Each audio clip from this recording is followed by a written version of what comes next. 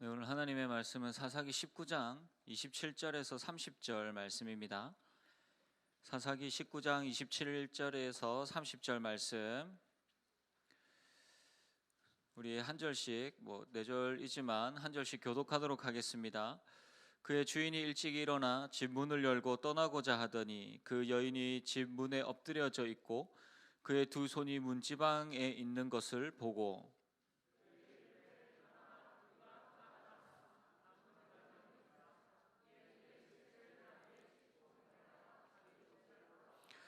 그 집에 이르러서는 칼을 가지고 자기 첩에 시체를 거두어 그 마디를 찍어 12덩이에 나누고 그것을 이스라엘 사방에 두루 보내매 그것을 보는 자가 다 이르되 이스라엘 자손이 애굽 땅에서 올라온 날부터 오늘까지 이러한 일은 일어나지도 아니하였고 보지도 못하였도다.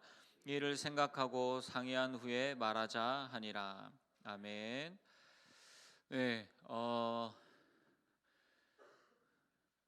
제 사사기 오늘 원래 마지막 시간을 하려고 했는데, 이게 생각보다 이 19장에서부터 21장까지의 이 스토리의 덩어리가 너무 커가지고 이제 6월 말까지 다음 시간까지 이 사사기를 다루고자 합니다.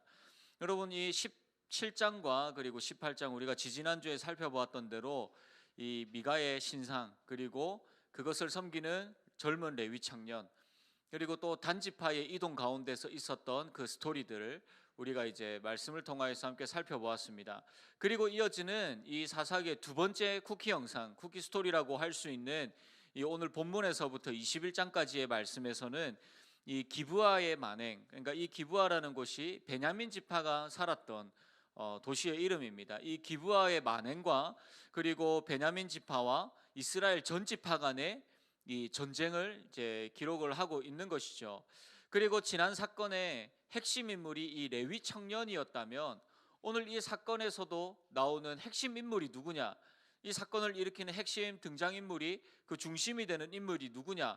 바로 레위 사람이다 라고 하는 것을 이제 이야기를 하고 있습니다. 레위인의 이야기로 오늘 본문이 또 이제 새로운 이야기가 시작을 하고 있죠. 19장에서부터 21장의 우리 구조를 한번 띄워봐 주세요. 자, 보시면 19장에서 21장까지의 구조가 저렇게 되어져 있습니다. 이 모습을 여러분들하고 이 화면을 보시면, 이 구조를 보시면 어떻습니까? 이스라엘의 모든 타락상들이 이렇게 기록이 되어져 있다라는 거죠. 성적인 타락들, 그리고 이 원래 진멸의 대상이 누가 되어야 합니까? 가나안 사람들이 되어져야 하는데 자기들끼리 서로 진멸의 대상이라 이야기를 하면서 이스라엘 사람들끼리 지파 간에 전쟁이 일어나고, 그리고 앞서 우리가 살펴보았던 것처럼 이러한 맹세들을 통하여서, 하나님이 없는 헛된 맹세를 통하여서 이 자기의 딸을 이 제사로 번제로 바쳤던 이 그 사사 입다의 모습을 보는 것처럼 그 중간에 하나님 앞에 하지만 하나님과 전혀 상관없는 그 맹세들이 기록이 되어져 있다라는 것이죠. 그러면서 이 모든 것들이 다 타락한 이스라엘 백성들의 모습이다. 그리고 그 중간에는 누가 있다고요? 레위인이 존재하고 있다. 그래서 종교의 타락 자체가 여호와 신앙의 타락이 곧 사회의 이러한 일들을, 이러한 죄악상들을 불러온다라는 것을 사사기 19장에서부터 21장의 이 구조를 통하여서 우리에게 잘 보여주고 있습니다. 그래서 이러한 구조들 가운데서 이스라엘 전지파는 이제 맹세합니다. 베냐민 지파 사람들과 우리는 절대로 우리의 딸을 주지 않겠다. 그들과 결혼시키지 않겠다. 그리고 그 맹세를 지키기 위하여서 21장에서부터 어떻게 하죠? 연약한 힘없는 지파의, 그 도시의, 그 동네의 여인들을 희생시키고 있는 그러한 모습들. 그래서 앞선 오늘 이제 우리가 살펴볼 이 스토리에 그들이 분노하였지만, 그들조차 이스라엘 백성들이 분노하였지만 그 분노를 풀기 위하여서 또다시 똑같은 짓을, 똑같은 죄를 반복하고 있는 이 이스라엘 전체의 모습들을 볼 수가 있다는 것이죠. 그래서 과연 무엇이 정의인가에 대한 질문을 하였을 때 이들이 추구하고, 이들이 분노하고, 이들이 생각하고 있는 이 정의라는 것이 하나님이 없는 정의는 정의가 아니다라는 사실을 우리에게 잘 보여주고 있습니다. 그래서 모든 정의의 기준들이 다 자기들의 생각이 기준점이 되어지고 그 모든 삶들이 다 자기들의 생각이 삶의 기준점이 되어지고 있는 이스라엘 백성들의 모습을 오늘 이 마지막 사사기의 이야기들을 통해서 우리에게 보여주고 있죠. 자, 그렇다면 어떠한 사건이 일어났는가? 자, 오늘 본문을 통해서 이제 살펴보고자 합니다. 여러분 19장 1절 말씀을 보시면 어떤 레위 사람이 유다 베들레헴에서 첩을 맞이하였습니다. 여러분 이 시작부터가 이미 사사기의 저자가 이 굉장히 부정적인 평가를 내리고 있다라는 것을 볼 수가 있어요. 왜냐하면 이 첩이라고 하는 이 단어가 사사기에서 어디에 등장하느냐고 하면 기드온이 첩을 통하여서 아비멜렉을 낳았다라고 할 때 사사기 8장 31절 말씀을 보시면 세겜에 있는 그의 첩도 아들을 낳았으므로 그 이름을 아비멜렉이라 하였더라. 그러면서 사사기의 저자는 기드온의 집안과 그리고 그 이후에 아비멜렉의 그 만행들을 통하여서 굉장히 당시에 이러한 분위기들을 이제 부정적으로 이야기를 하고 있죠. 그리고 이제 마찬가지입니다. 오늘 본문도 마찬가지죠. 여러분 기드온의 이야기들을 한번 잘 생각해 보십시오. 그 이후에 기드온의 집안이 어떻게 되었습니까? 결국은 풍비박산이 났습니다. 완전히 기드온이 죽고 난 뒤에 저 아비멜렉이 자기의 배다른 형제들을 싹 다 칼로 다 죽이고 자기가 왕이 되려고 했었죠. 그러다가 결국 또 자기도 죽음을 당하게 됩니다. 그러면서 기드온의 집안이 완전히 한반에 몰락하게 되는 그러한 일들이 일어나게 된다라는 거죠. 그런데 그러한 기드온의 집안에 있었던 그 일들이 이제 사사시대 전체 이 이스라엘 지파 전체에게로 이것이 이제 퍼져나가고 있음을 이야기를 하고 있다라는 것이죠. 자, 그래서 이 아비멜렉의 이 사건은 앞에서 있었던 이 기드온과 아비멜렉의 사건은 그냥 단순하게 한 집안의 몰락입니다. 그런데 이것이 이제 그 죄로 인하여서 이게 확장되어지면서 한 집안의 몰락이 아니라 이제 어떠한 몰락으로 이어진다라고 이야기를 하고 있습니까?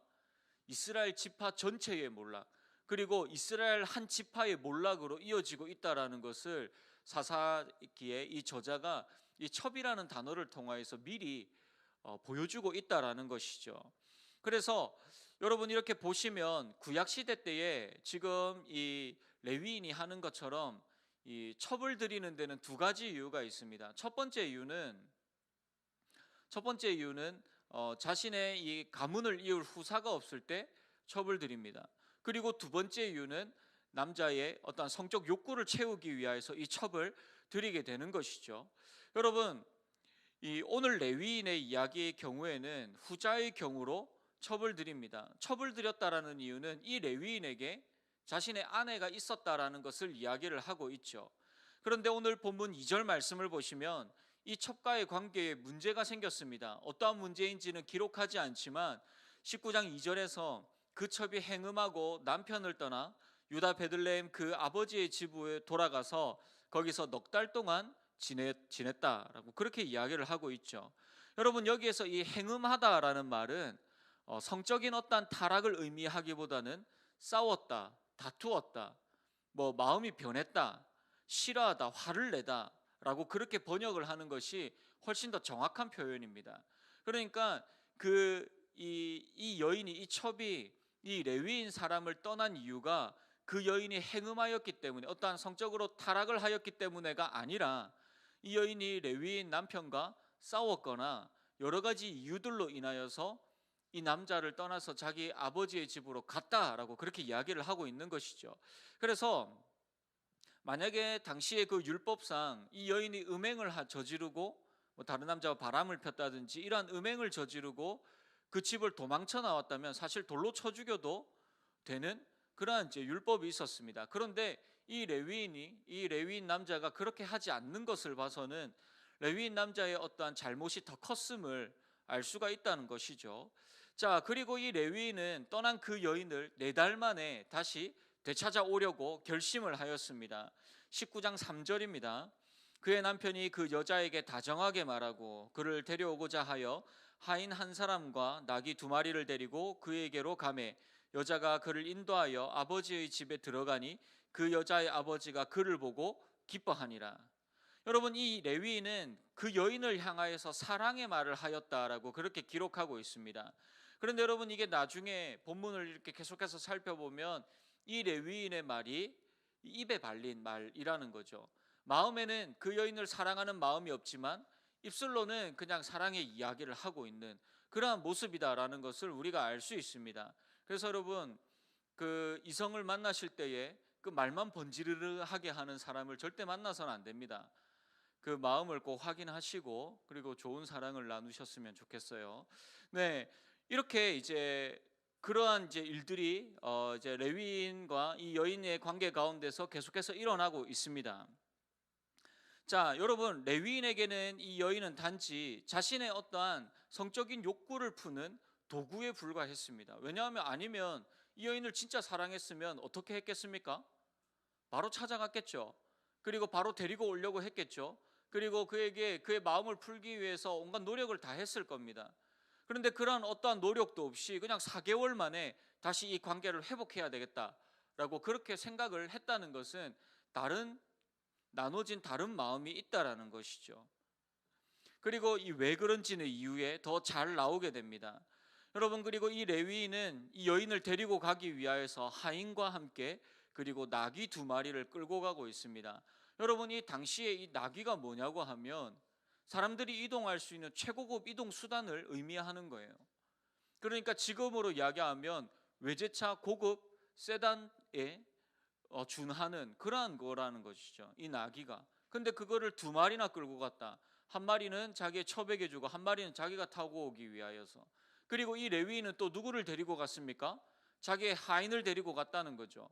그러니까 지금 이 레위인의 모습을 보면 레위인은 우리가 앞번에 살펴봤던 그 레위 청년과는 완전히 정반대의 삶을 살아가고 있다는 거죠. 우리가 앞에서 17장 18장에서 살펴봤던 레위 청년은 돈을 쫓아서 살아갔습니다. 자기가 먹을 것이 없고 입을 것이 없으니까 자기에게 돈이 되고 돈을 주는 사람들을 쫓아갔다는 거죠. 그런데 지금 이 사람은 어떻습니까? 굉장히 부유한 삶을 살아가고 있음을 볼 수가 있다는 것이죠. 완전히 극단적인 이 두 삶을 우리가 보고 있습니다. 여러분, 첫 장인의 집에 도착하여서는 총 8일 동안 그 집에서 먹고 마십니다. 원래는 이 여인만 데리고 오려고 했었는데 그 장인이 하도 붙잡으니까 그곳에서 3일을 머물다가 이제 출발하려고 하니까 또 붙잡으니까 또 5일을 머물고 그제서야 이제 출발을 하게 되는 거죠. 여러분, 이렇게 먹고 마시니까 이 남자의 마음이 굉장히 즐거워졌고 좋아졌습니다. 여러분, 이러한 그의 성격들을 우리가 쭉 살펴보면 이 레위인의 성격이 어떻게 보이십니까, 여러분? 어떻게 보이죠? 눈에 보이는 그대로입니다. 먹고 노는 거 좋아하고 그리고 자기가 누리고 살아가는 것을 굉장히 좋아하는 사람이다라고 그렇게 우리가 파악할 수 있죠. 이 레위 사람에게도 마찬가지로 그 앞번에 젊은 레위인과 마찬가지로 이 레위인도 가진 것이 많지만 하나님께서 주신 레위인으로서의 어떤 사명, 소명, 부르심, 해야 할 그 일들, 이런 것에 대하여서는 이 레위인이 전혀 상관없이 그냥 자기가 편한 대로 그리고 자기가 즐기는 대로 그렇게 살아가고자 하는 그러한 사람이라는 것이죠. 여러분, 우리도 이러한 자들의 주의가, 이러한 모습에 대한 주의가 필요합니다. 여러분, 혹시도 우리의 모습이, 우리의 삶이 이 레위인과 같이 종교적인 옷은 입고 살아가지만 우리는 그리스도인입니다, 나는 교회를 다닙니다, 나는 어떤 교회의 여러 가지 일들을 맡고 있습니다 라고 하는 종교적인 옷들은 우리가 입고 살아가고 있지만 여러분, 실상 우리가 이 교회 바깥을 나가서 우리의 삶은 어떻느냐는 것이죠. 여러분, 우리의 삶은 어떻습니까? 아마 본인 스스로가, 나 스스로가 제일 잘 알고 있을 겁니다. 여러분, 과연 우리의 삶 가운데서 진짜 하나님의 부르심에, 하나님의 사명에, 하나님을 기억하며 생각하며 우리가 교회에서 하나님을 찾는 것처럼 우리가 이 땅 가운데서 우리의 삶의 현장들 가운데서 그렇게 하나님의 부르심에 합당한 자로 살아가기 위해서 애를 쓰고 살아가느냐는 것이죠. 아니면 우리도 세상 사람들과 같이 세상의 가치관과 세상의 것들, 세상에 누릴 수 있는 수많은 것들을 손에 쥐려고 하고 그것들을 붙잡고 살아가려고 하지 않느냐라는 것입니다. 여러분, 우리의 삶에 하나님을 즐거워하기보다 세속적인 것을 더 사랑하고 세속적인 것들을 더 즐거워하지 않습니까? 여러분, 우리도 얼마든지 이렇게 살아갈 수 있습니다. 여러분, 코로나 시대가 되면서 사실 이러한 모습들을 굉장히 많이 봅니다. 무서워서 교회는 못 나오겠어요. 무서워서 코로나 때문에 겁이 나가지고 교회에 발걸음하는 거는 너무나도 힘들어요 라고 하지만, 사실 우리 밖에 나가면 커피숍 미어 터지고 식당 미어 터지고 갈 수 있는 곳 다 가잖아요. 백화점 미어 터집니다. 여러분, 우리가 놀러 갈 수 있고 즐길 수 있고 세상의 것들을 할 수 있는 것들은 다 누리며 살아가면서, 우리가 코로나 때문에 교회는 잘 못 나오겠어요. 힘들어요. 어려워요. 나오기가 무서워요 라고 그렇게 우리는 계속해서 생각하고 살아간다는 거죠. 여러분, 꼭 이런 경우가 아니라고 하더라도 여러분, 교회에 나오는 이유가 하나님보다 사람들을 만나는 것들을 더 좋아하고 그것을 교제하기 위해서 교회에 나오고, 그렇게 여러분 그것을 정보를 얻고 이득을 얻는 것에 훨씬 더 집중하면서 살아가고 있지 않느냐는 거죠. 제가 아는 서울의 이름만 되면 여러분들도 알만한 서울의 큰 교회의 이야기를 들어보니까 그렇다고 해요. 여러분, 거기에는 교회가 워낙 크니까 거기에 각 커뮤니티들이 너무나도 잘 형성이 되어져 있습니다. 의사회, 변호사회, 뭐 그리고 장사하는 사람들은 또 거기에 또 뭐 커피숍, 식당 등등의 커뮤니티가 그 교회 안에서 쫙 형성되어 있다고 해요. 그래서 사람들이 교회 예배드리러 오지만 그 커뮤니티를, 그 모임들을 굉장히 중요시한다고 합니다.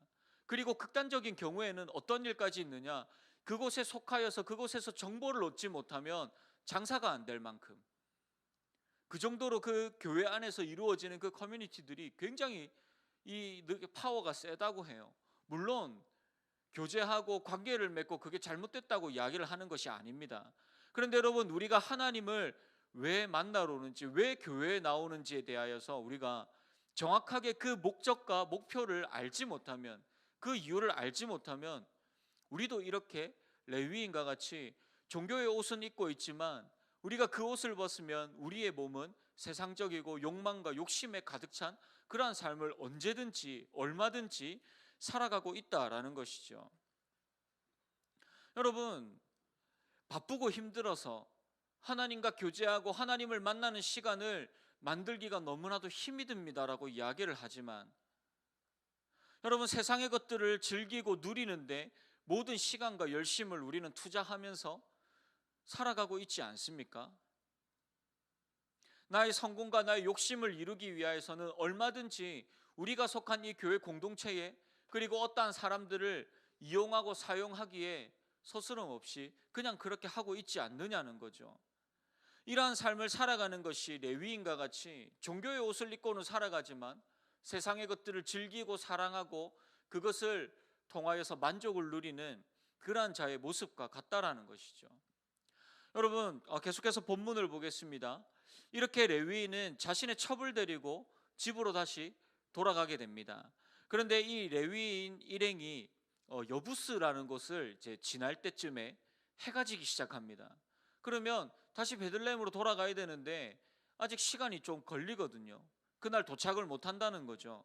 그래서 이 여부스라는 곳에서 이제 종이, 우리 여기서 이제 좀 쉬다 갑시다, 여기서 하룻밤 자야 될 것 같습니다 라고 하니까, 이 레위인이 아니야, 여기서 하면 안 돼 라고 하면서 조금 더 가서 베냐민 지파가 있었던, 베냐민 지파가 완전히 점령하였던 기브아라는 곳에 가서 우리가 하룻밤 쉬자, 머무르자 라고 그렇게 이야기를 합니다. 그렇게 이야기한 여러 이유들이 있겠지만, 여러분, 이 여부스라는 곳이 어떤 곳이냐고 하면 나중에 다윗 시대 때에 이 다윗이 여부스를 점령하고 그 이름을 예루살렘으로 바꿉니다. 그러니까 이 여부스라는 곳이 나중에 이스라엘의 수도가 되어지는 예루살렘이 되어지는 거죠. 그런데 제가 지금 누가 그 이름을 바꿨다고 이야기를 했죠? 다윗이 바꿨다고 했죠. 다윗 시대 때에 그곳을 점령하였기 때문에 지금 이 사사 시대 때는 이 여부스 지역이 아직 가나안 사람들이 점령하고 있었던 곳이라는 거죠. 그러니까 이 레위 사람의 입장에서는 우리가 그냥 이 가나안 사람들이 있는 곳이 아니라 베냐민 지파, 우리 유다 사람들이 살아가고 있는 그 동네로 가자라고 그렇게 이야기를 하고 간 것이죠. 유대인들이 사는 기브아가 더 안전할 것이라고 판단을 한 것입니다. 그리고 또 한 가지 이유가 있습니다. 그게 뭐냐고 하면 이스라엘 사람들이 사는 동네에 들어가면 우리를 더 환대하게 맞아줄 것이다라고 하는 그 기대를 가지고 갔다라는 것이죠. 그래서 이 레위인 사람들이 레위인 일행이 그곳에 이제 기브아에 들어가서 성읍 넓은 곳에 앉아 있었다라고 이야기를 합니다. 이것이 무슨 의미냐고 하면, 자, 나 레위인이야. 그러니까 빨리 와서 나를 대접해. 나를 따뜻한 곳에, 나를 좋은 곳에 맛있는 음식도 주고, 그리고 오늘 하루 안전하게 지낼 수 있도록 빨리 와서 나를 대접해라고, 그렇게 성문 넓은 곳에 지금 이 사람이 앉아 있었다는 거예요. 왜냐하면 이 당시에 성문이라는 곳이 이 시장과 근처에 있기 때문에 많은 사람들이 드나드는 곳이기 때문에 이곳에서 재판도 열리고 이곳에서 사람도 만나고 이곳에서 시장도 열리고 하는 굉장히 중요한 위치였습니다. 그래서 성읍 넓은 곳에 그가 앉아 있으면 사람들이 막 와가지고 레위인께서 오셨네요 라고 하면서 자기를 대접해 갈 줄 알았다는 거죠. 그런데 상황은 어떻게 되었습니까? 아무도 자기를 거들떠보지 않습니다. 넓은 곳에서 많은 사람들이 지나갔을 겁니다. 그런데 이 레위인을 그 누구도 우리 집에 와서 쉬라고 청하는 사람이 단 한 명도 없었다는 것이죠. 그렇게 뻘쭘하게 앉아있을 그 시간에 어떠한 한 노인이 와서 이 레위인을 대접하고자 합니다. 여러분, 그리고 이 노인이 이 레위인에게 이렇게 묻습니다. 당신 어디서 왔습니까? 무슨 일을 하는 사람입니까? 그러자 19장 18절에서 레위인은 이렇게 대답합니다. 그가 그에게 이르되 우리는 유다 베들레헴에서 에브라임 산지 구석으로 가나이다. 나는 그곳 사람으로서 유다 베들레헴에 갔다가 이제 여호와의 집으로 가는 중인데 나를 자기 집으로 영접하는 사람이 없나이다. 여러분, 여기에 보시면 자기가 지금 어디로 가고 있다고 이야기를 합니까? 여호와의 집으로 가고 있다라고 이야기를 하죠. 이 여호와의 집이 어디냐고 하면 실로라는 곳입니다. 여러분, 이 실로라는 곳이 무엇이냐고 하면 거기에 뭐가 있느냐고 하면 거기에 성막이 있습니다. 즉 이 실로라는 곳은 여호와 신앙의 여호와 종교의 중심지라는 것이죠. 그곳에 여호와 하나님께서 임재하신다고 하는 이 언약궤가 있고 성막이 있는 곳입니다. 그러니까 지금 그렇게 이야기를 하고 있죠. 사실은 자기 첩대리로 갔다가 지금 집에 돌아가는 길인데 그렇게 이야기를 할 수 없으니까 본인이 어떻게 이야기하고 있다고요? 여호와 하나님을 위하여서, 지금 하나님을 만나기 위하여서 내가 그곳으로 가고 있습니다라고 그렇게 이야기를 했다는 것이죠. 종교적 목적으로 인하여서 여행하는 것처럼 속이고 있습니다. 이런 것들을 볼 때 이 레위인의 그 땅에 그 지역에 들어와서 앉아 있었던 가장 큰 이유가 뭐라고요? 환대를 받기 위하여서, 누리기 위하여서 그 자리에 들어갔다라는 것이죠. 그런데 여러분, 그 저녁에 큰 일이 발생을 하게 됩니다. 19장 22절 말씀, 그들이 마음을 즐겁게 할 때에 그 성읍의 불량배들이 그 집을 에워싸고 문을 두들기며 집 주인 노인에게 말하여 이르되 내 집에 들어온 사람을 끌어내라, 우리가 그와 관계하리라 하니. 여러분, 그 성읍에 불량배들이 찾아왔다라고 이야기를 합니다. 여기에서 이 불량배라는 단어는 이 벨리알이라는 이 히브리어 단어를 사용하고 있습니다. 이 벨리알이라는 이 히브리어 단어를 신약에서는 사탄의 자식, 사탄을 지칭할 때 이 벨리알을 사용합니다. 그리고 구약에서는 종교적인 이 타락자, 그러니까 종교적인 배신자, 이러한 자들을 지칭할 때에 이 불량배라는 단어를 사용하죠. 그러니까 이 사람들은 사회 구성원 가운데서 전혀 도움이 안 되고 쓸모없는 불량배들이다라고 그렇게 이야기를 하고 있습니다. 사사기에서도 이 입다의 패거리들을 불량배다, 저 단어를 지칭하여서 사용을 하고 있습니다. 그리고 이들이 찾아와서 우리가 그와 관계하리라. 여러분, 저기서 이 관계한다라는 말이 성적인 관계를 의미하는 것입니다. 그런데 저 성적인 관계가 누구를 지칭해서 성적인 관계를 가지겠다고 이야기를 하고 있을까요? 그 첩을 보고 이야기를 합니까? 아니면 레위인을 보고 이야기를 하겠습니까? 네? 네. 갑자기 대답을 해서 깜짝 놀랐어요. 아무도 대답 안 할 줄 알았는데. 네, 사실은 저 관계하리라라는 말은 첩이 아니라 레위인에게 하는 이야기입니다. 그러니까 여러분, 그런데 저거를 보면서 뭔가 떠오르는 도시가 생각나지 않습니까? 성경에 어딜까요? 창세기에 나옵니다. 어디겠습니까? 그렇죠. 소돔과 고모라. 소돔과 고모라의 그 상황과 똑같다라는 거죠. 그러니까 지금 이 베냐민 지파가 점령하고 있고, 그렇다면 이 베냐민 지파는 이스라엘 사람들이잖아요. 그런데 이 이스라엘 사람들이 지금 어떻게 하고 있다고요? 소돔과 고모라, 그 땅 가운데 10명의 의인이 없어서 하나님께서 멸망시키셨던 그 땅의 모습과 똑같은 삶을 그들이 살아가고 있다라는 것이죠. 사사기의 저자는 지금 그 당시에 이스라엘의 이 타락상이, 종교적인 타락, 그리고 그들의 삶의 타락, 그리고 그들의 성적인 타락이 얼마나 심각한지를, 그들의 타락상이 소돔과 고모라와 똑같다라고 그렇게 이야기를 하고 있는 것이죠. 여러분, 이 노인과 레위인은 이 상황을 어떻게 해결하려고 하는지 아십니까? 노인의 딸과 자신의 첩을 내어놓을 테니까 이 레위인만은 놓아달라고 그들에게 애원합니다. 그리고 이 레위인은 어떻게 하느냐, 자기가 데리고 왔던 그 첩을 그 사람들한테 밀어버리고 문을 닫아버린다는 거죠. 그리고 이 레위인은 어떻게 하느냐, 19장 27절 말씀입니다. 그의 주인이 일찍 일어나 집 문을 열고 떠나고자 하더니 그 여인이 집 문에 엎드려져 있고 그의 두 손이 문지방에 있는 것을 보았다. 여러분, 이게 무슨 의미죠?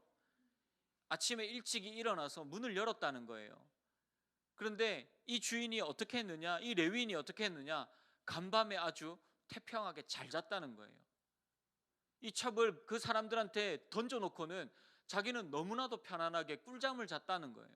그리고 새벽에 일어나서 어떻게 하느냐, 빨리 그 지역을, 내 이 지역을 빨리 떠야 되겠다, 여기 너무 무섭다, 여기 너무 무서워, 여기 있으면 안 될 것 같아, 새벽에 일어나가지고 짐 싸들고 빨리 도망가려고 했다는 거예요. 어떠한 그 여인에 대한 구원의 시도도 생각하지 않았고 자신의 안위만을 지키는 것에 대하여서 만족하였습니다. 여러분, 이 여인이 되돌아오지 않으면 이 레위 사람들은 기다렸을까요? 안 기다렸을까요? 안 기다렸습니다. 그냥 떠날 생각이었다라는 것이죠. 그렇게 문을 열었을 때 문 앞에 엎드려져 있는 아내를 보면서 죽었는지 살았는지 확인도 하지 않고 이제 떠나가자 라고 그렇게 엎드려 있는 그 여인에게 이야기를 했다는 것입니다. 그런데 아무 반응이 없자, 아, 죽었구나, 그렇게 시체를 얹고 나귀에 실어가지고 자기 집으로 그냥 갔다 라고 그렇게 이야기를 하고 있는 거죠. 여러분, 그런데 히브리어 원문으로 보면 한글 성경에는 보시면 이렇게 그의 시체를 나귀에 싣고 행하여 그 자기 곳으로 돌아갔다라고 하면서 저렇게 나와 번역을 하고 있지만, 히브리어 원문에서는 이 여인이 살았다 죽었다는 이야기를 하지 않습니다. 이게 무슨 말이겠습니까? 사사기의 저자가 이 여인이 문 앞에 엎드려져 있는 것을 보고 이 레위인은 그 여인이 죽었는지 살았는지 확인도 하지 않았다라는 이야기예요. 시체를 싣고 온 건지 아니면 그때 당시에 살아있을 수도 있었지만 그 여인의 목숨과 그 여인의 안위에 대해서는 이 레위인이 전혀 신경 쓰지 않고 그냥 엎드려져 있으니까 우리 가자, 근데 반응이 없어요. 그러니까 그냥 싣고 갔다는 거예요. 여러분, 얼마나 이 레위인이 잔인합니까? 사사기를 처음 시작할 때 여러분 혹시 좀 시간이 지났지만 기억하십니까? 그때 당시에 이 여인들의 위치가 어떠하였습니까? 이 여인들의 위치가 그때 당시에도 사회적인 약자였습니다. 하지만 이렇게 아무도 보호하지 못하고 자신의 욕심과 욕망과 그리고 자신의 목숨을 위해서 그냥 내던져질 그러한 자들은 아니었다라는 것이죠. 오히려 여자 사사가 있었습니다. 누구입니까? 그렇죠, 드보라. 그리고 이 야빈의 군대 장관을 죽인 헤벨의 아내인 야엘, 이러한 여인들을 통하여서 하나님은 비록 그 당시에 연약한 자들이었지만 하나님은 그들을 붙잡으시고 그리고 그들을 하나님의 구원의 동으로 사용하셨다는 것이죠. 오히려 하나님께서는 아무도 보호하지 않고 영적으로 연약하지만 겉으로는 강자인 척하는 자들보다도 이렇게 약하지만 하나님을 붙잡고 하나님을 의지하는 연약한 여인들의 삶을 통하여서 하나님의 구원의 계획들을 이루어 나가셨습니다. 그런데 지금 사사기 맨 후반부에는 이 여인들의 위치가 어떻게 되어져 있습니까? 사회적인 타락 그리고 신앙의 타락은 오늘 본문과 같이 여인들을 어떠한 성적인 도구에, 또한 필요에 따라서 여성들을 이용하고 버릴 수 있는 그러한 존재로 전락시켜 버렸다는 것이죠. 여러분, 그러면 지금 우리의 시대, 지금 우리의 삶은 어떻습니까? 여러분, 제가 지금 어떠한 여성의 지위와 여성의 권리와 이런 것들에 대한 이야기를 하는 게 아닙니다. 이 여인들이 당시에 그 시대에 대표적으로 연약한 자들, 여인과 과부와 고아들, 연약한 자들이었다는 거죠. 사회 안에서 하나님께서 그들을 보호하고 지키라고 말씀하셨어요. 그들에 대하여서 누군가 악행을 저질렀을 때 하나님께서 그들에 대한 악행을 보복하시겠다라고 말씀하셨어요. 하나님이 그들을 사랑하셨어요. 하나님이 아끼시는 사회적인 약자들이지만 하나님께서 아끼셨어요. 여러분, 그렇다면 지금 우리는 어떻느냐는 거죠. 오늘날 우리는 우리의 가정에서, 또한 우리의 공동체 안에서, 우리 삶 가운데서 연약한 자들에 대하여서, 약한 자들에 대하여서 우리는 어떻게 생각하고 어떻게 대하고 살아가고 있느냐는 것이죠. 여러분, 우리는 그들을 희생시키고 이용하면서 우리의 욕심과 우리의 사회적 욕망들을 채워나가고 있지 않습니까? 나보다 조금 더 힘이 약한 것 같고, 나보다 좀 더 가진 것이 없는 것 같고, 나보다 뭔가 보호받을 것들이 더 없는 사람들을, 우리가 그 사람들의 것들을 빼앗고 착취하면서 그 사람들을 적당히 이용해 나가면서 그렇게 우리의 것들을 채워나가고 있지 않느냐는 거죠. 여러분, 단순하게 그래서 우리가 하나님의 사랑을 실천합시다라고 이야기를 하는 것이 아닙니다. 물론 그렇게 해야 되죠. 그런데 우리가 그것보다도 앞서서 왜 이러한 일들이 일어나고 있느냐는 것이죠. 왜 사사시대에 이러한 일이 일어나고 있는지, 그리고 지금 우리 시대에 왜 이러한 일들이 일어나고 있는지, 왜 우리 스스로에게 이러한 하나님의 사랑이 없는지 우리가 하나님 앞에 물어봐야 합니다. 우리의 삶을, 우리의 마음을, 우리의 중심을 놓고 하나님 앞에 묻고 나 자신을 하나님의 말씀 앞에 놓고 물어봐야 됩니다. 돌아봐야 됩니다. 여러분, 왜 이러한 일이 일어나고 있죠? 사사기의 저자는 이렇게 이야기를 합니다. 그때에 왕이 없다. 그들을 다스리는 왕이 없다. 여러분, 사사기 17장에서부터 21장까지 이 두 개의 에피소드로 기록되어진 17장에서부터 21장까지는 이 소위 말하는 문학적 기법에서 샌드위치 구조라고 있습니다. 인클루지오라고도 하는데 이 샌드위치 구조로 되어져 있습니다. 쉽게 설명을 하면 이래요. 여러분, 그 맥도날드에서 빅맥 먹어보셨습니까? 빅맥 어떻게 생겼는지 아시죠? 안에 뭐가 들어가 있는지 아시죠? 빵, 고기, 빵, 고기, 빵 이렇게 되어져 있죠. 그래서 여기에서 이 구조와 똑같습니다. 그때에 왕이 없다. 그리고 사건 하나. 또 왕이 없다. 사건 하나. 결론은 어떻게 내릴까요? 왕이 없다. 이러한 구조로 되어져 있다라는 것이죠. 여러분, 이러한 구조를 통하여서 결국 저자가 무엇을 강조하고 있습니까? 그 시대에 왕이 없다는 거죠. 그들을 통제하고 그들을 다스릴 왕이 없다. 그리고 더 나아가서는 이들의 진정한 왕이신 하나님을 왕으로 섬기지 않는다는 것. 그들이 그 누구도 하나님을 왕으로 생각하지 않는다는 것이죠. 다 그들에게 왕은 누구입니까? 자기 스스로입니다. 나 자신입니다. 내가 왕이고 내가 결정권이 있고 내가 생각하고 나의 기준이, 그것이 세상의 기준이 되어지는 것이죠. 그래서 하나님이 없으니 말씀도 없어요. 쉽게 말해서 무법천지입니다. 여러분, 그리고 이 무법천지의 중심에 누가 존재하고 있다고 이야기합니까? 타락한 레위인. 이들은 빅맥 안에 그 토마토나 양상추와 같은 그러한 존재들이죠. 그렇게 이들이 위치하면서 완전히 이스라엘이 타락의 길을 걷고 있다라는 것이죠. 율법에 따라서 살아가야 할 이 레위인이 자신의 욕망과 자신의 안위를 위해서만, 그것을 위해서만 살아가고 있습니다. 겉으로는 아까 이야기했던 것처럼 종교적인 옷을 입고 살아가지만 속은 완전히 그 영혼은 썩어져 버린, 타락해버린 그러한 삶을 살아가고 있습니다. 여러분, 이렇게 사사시대는 모든 것이 무너진 시대입니다. 이들이 그냥 하나님만을 버린 것이 아니라, 하나님만을 멀리한 것이 아니라, 종교만 타락한 것이 아니라 그것으로 인하여서 자신의 삶과 사회와 모든 것들이, 관계와 모든 것들이 다 무너졌다는 것이죠. 특히 여호와의 신앙이 무너지면 삶의 가치관이, 인격이 무너집니다. 나를 위한 타인의 희생이 당연해집니다. 내가 살기 위해서 남을 희생하는 이 이기심이 당연해진다는 것이죠. 얼마 전에 어떤 한 집사님이랑 이야기를 나누는데, 이 집사님의 그 직업이 경찰입니다. 근데 어느 날 오후에 신고가 들어와 가지고 그 신고된 곳에 가봤더니 진짜 골목이 좁아요. 차 한 대 겨우 지나갈 만한 그 골목에 대치하고 있는 거예요. 근데 더 웃긴 거는 그 대치가 차 두 대가 대치하는 게 아니라 차 한 대와 자전거 한 대가 대치하고 있는 거예요. 그러면서 서로 안 비키겠다고 싸우고 있다는 거죠. 지나가던 사람들이 한심하다고 경찰에 신고를 했어요. 그래서 나가서 서로 좀 양보하라고, 조금만 뒤로 빼고 조금만 옆으로 붙으면 되지 않느냐고 했더니 한다는 이야기가, 내가 왜 희생해야 되냐고, 내가 왜 양보해야 되냐고, 내가 뭐 때문에 손해봐야 되냐고, 그렇게 서로 이야기를 한다는 거죠. 그러니까 이 집사님이 그거를 보면서, 와, 이 시대가 어떻게 되려고, 이거 뭐라고, 그거 좀 서로 양보하면 될 거 가지고. 근데 죽어도 못 하겠대요.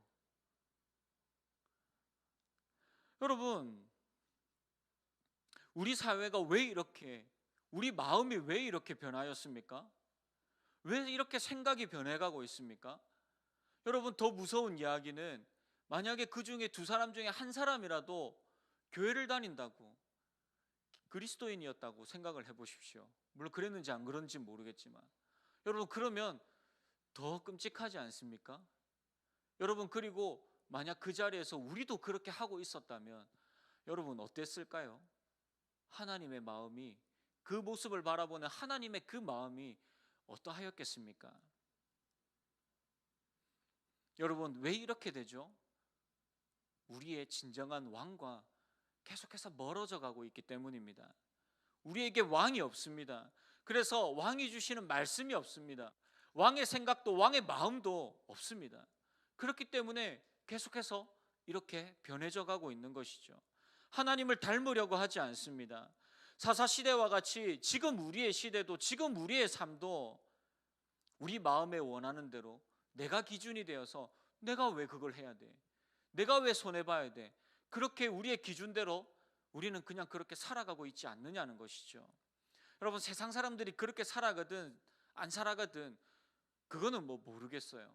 그런데 그리스도인인, 종교의 옷을 입고 예수 그리스도의 그 보혈을 의지한다고 고백하고 있는 우리의 삶은 과연 이 세상에서 어떻느냐는 것이죠. 여러분, 오늘날 이 시대는 이러한 죄악된 삶에서 벗어나서 하나님의 마음과 하나님의 삶을 닮아가는 자들이 필요한 시대입니다. 이 사랑을 회복해야 함이 정말로 절실하게 필요한 시대입니다. 여러분, 때로는 손해보더라도 세상과 닮아가기보다는 하나님의 마음을, 하나님의 거룩함을 닮아가시는 여러분들이, 저와 여러분들이 되기를 소원합니다. 하나님께서 무엇을 원하시는지, 하나님께서 과연 우리에게 어떤 마음을 품고 살아가기를 원하시는지, 여러분, 우리가 먼저 하나님 앞에 사랑을 받은 자 아닙니까? 여러분, 오직 은혜, 그 은혜는 하나님이 우리를 먼저 사랑하셨고 우리를 먼저 구원하여 주셨고 먼저 하나님의 자녀로 삼아 주셨습니다. 우리는 그 은혜를 힘입어 살아가는 자들이며, 우리는 그 은혜를 흘려보내야 되는 거룩한 축복의 통로로서 살아가야 합니다. 이 땅의 타락함이 당연한 것이 아니라 우리에게 허락하여 주신 이 십자가의 은혜를 붙들고 주님의 사랑과 주님의 마음을 닮아가는, 사랑하는 우리 모든 베델 지체들이 되기를 주님의 이름으로 축복합니다.